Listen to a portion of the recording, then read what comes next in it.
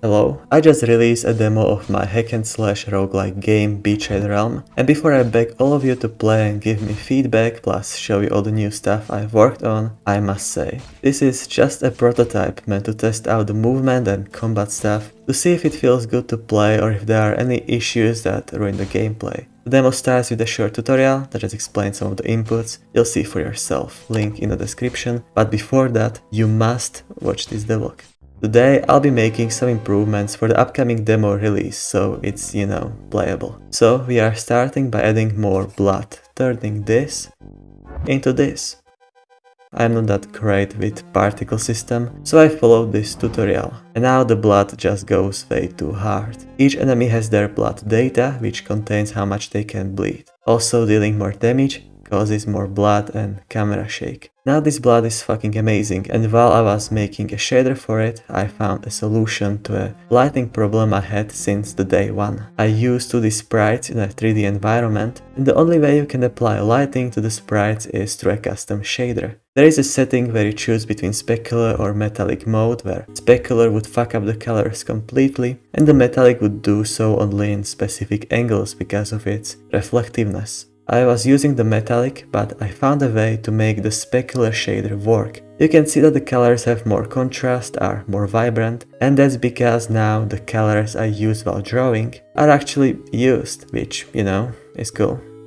There are 3 enemies in the game plus 1 special creature, which we don't talk about. The 3 bandits all need some reworks. For the farmer, when all of his friends die, he would go into a frenzy and charge you, after which he would just give up, collapse under his failure. Surely, if you do your best, you can win. Just do it, okay.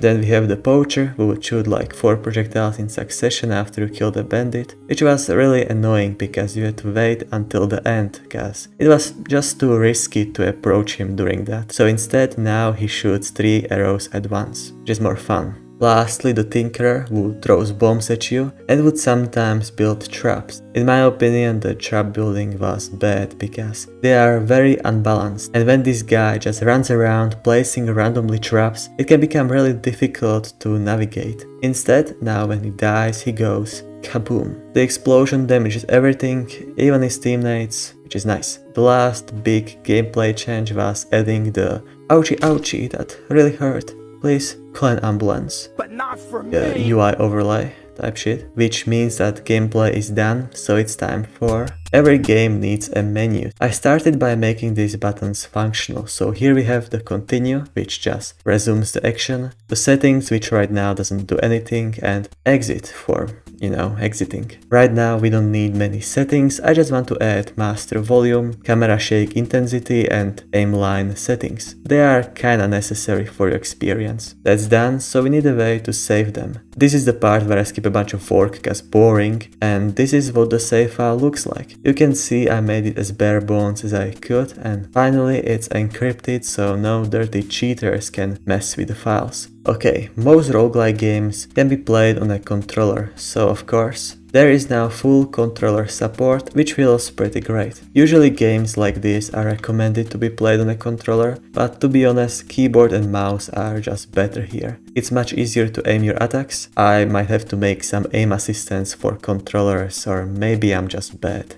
Probably I'm just bad. I set up a quick itch.io page, which is the platform I'm releasing the demo, the Betrayed Realm demo. The last step before wrapping up this demo is to make a tutorial. If you wanna see what the full tutorial looks like, you're gonna have to play the game for yourself.